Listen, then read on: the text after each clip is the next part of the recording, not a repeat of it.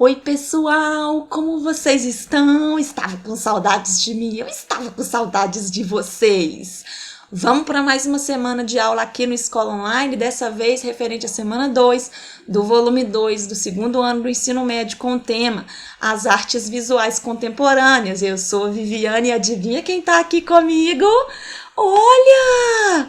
O Odin, para fazer o que, Odin? Pedir pra galera se inscrever no canal, não é?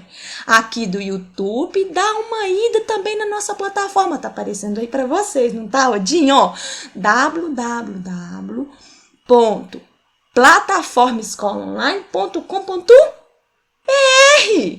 Dá um pulinho nas nossas redes sociais, segue a gente. Olha só, o Odin já tá dormindo aqui. Ih, dormiu.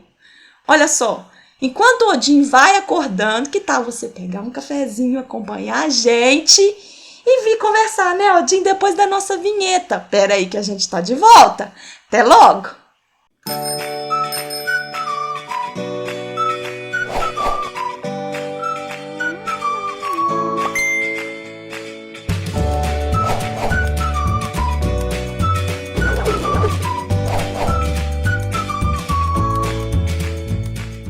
Ei, pessoal, voltei. Vamos conversar um pouquinho sobre as artes visuais contemporâneas? Bora lá? Vamos lá, então. As artes visuais contemporâneas, só para poder situar vocês um pouquinho, né, no tempo e no espaço, porque a gente está falando do Brasil especificamente, aqui a gente começa a produzir arte visual a partir da década de 60, a partir de 1960. E essas manifestações artísticas contemporâneas vão fazer muitos outros artistas um pouco mais puros e que acham que a arte tem que ficar em um cristalzinho ou em um pedestal e ser acessada por poucos. Essas pessoas vão questionar os limites da arte e acusar a arte de contemporânea de fazer arte de tudo ou de fazer arte de nada. Ou mesmo eles vão se perguntar, vale tudo na arte? Ou até mesmo, o que é a arte? O certo é que as artes visuais contemporâneas mais preocupadas em aliar a vida cotidiana ao universo artístico podem ser chamadas também de arte pós-moderna, porque é uma tendência que originou-se como desdobramento e superação de manifestações artísticas modernas. Olha só, porque agora eu já vou fazer uma ponte com um dos nossos exercícios, porque uma das nossas atividades incide justamente no que corresponde ao que não e o que não corresponde a uma arte visual urbana. Eu acabei de falar com vocês que essas artes visuais, esse tipo de manifestação artística que nos toca falar nessa semana, surgiu no caso do território brasileiro de uma forma mais específica depois de 1960. E a questão de número 3 pede para a gente analisar o quê? O que corresponde e o que não corresponde. Vamos olhar para a letra A, que propõe a seguinte manifestação artística visual: escultura e clássico. Olha só o que eu aponto para vocês lá em cima no PowerPoint.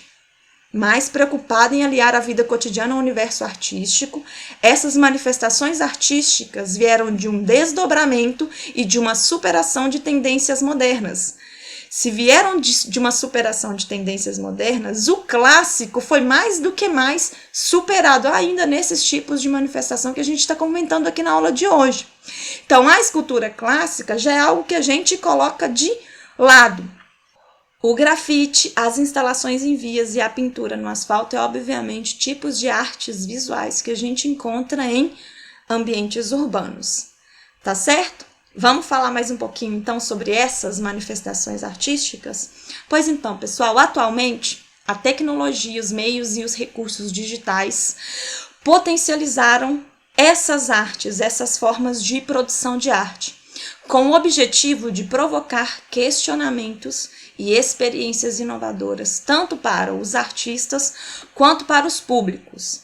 Esse novo fazer artístico começa a valorizar mais as ideias e o processo artístico em detrimento da forma final ou do objeto, ou seja, os artistas passam a buscar o estímulo e reflexões sobre o mundo e sobre a própria arte Além disso, empenham-se a aproximar a arte da vida comum.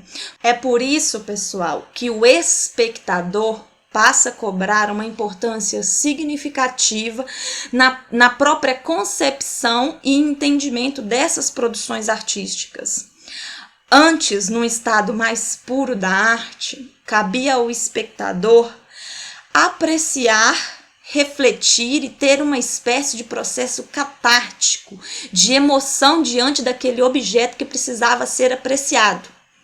Agora, nós deixamos de ser meramente apreciadores e passamos a constituir parte fundamental no entendimento e naquela produção artística.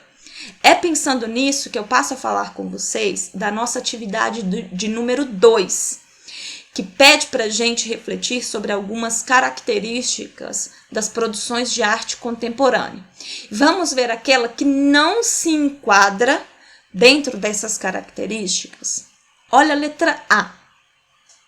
A construção de ideias que dialogam com o ambiente e com a mente das pessoas constitui ou não constitui uma característica das produções de arte contemporânea? Constitui.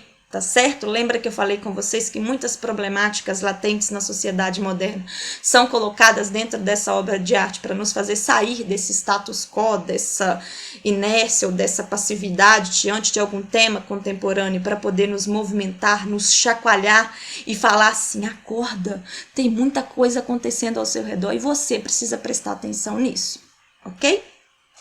Olha a letra B. O aspecto pronto da obra. Tudo já está consolidado e não há espaço para o externo.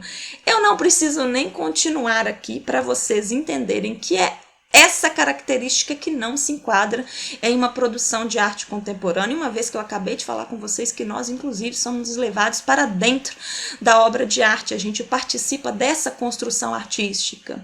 Mas por que não é a letra C? O diálogo com o público, sim.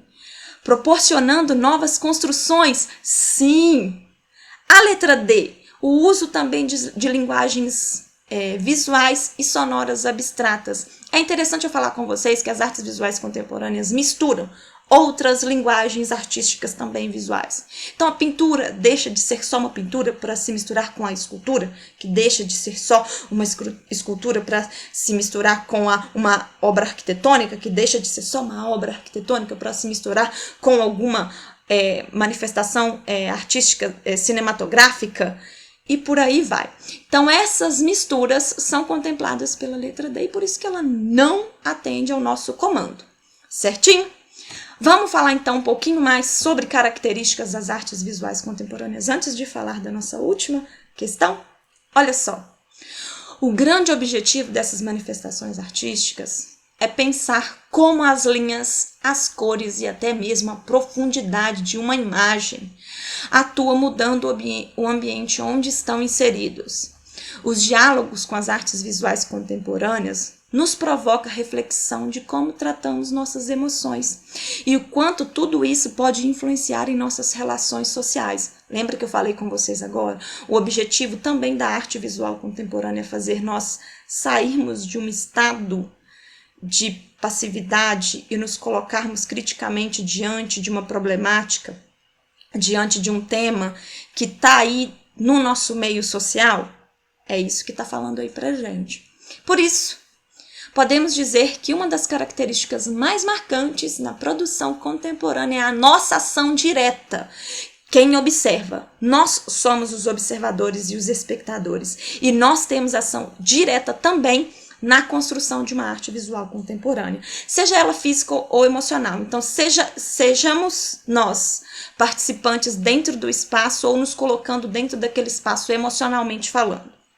Existem trabalhos de arte contemporânea que só se completam quando alguma pessoa interage com eles. O nosso material trouxe um exemplo disso e eu quero usar para poder explicar para vocês o que é essa nossa participação ativa.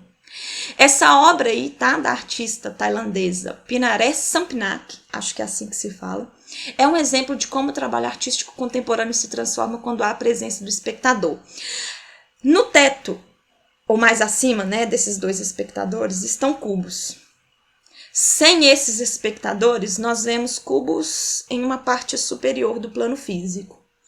Com esses 2 espectadores, nós saímos desse plano meramente visual, né, e físico, dessa análise física, e passamos a sentir insegurança e instabilidade com relação a essas 2 pessoas que estão aí.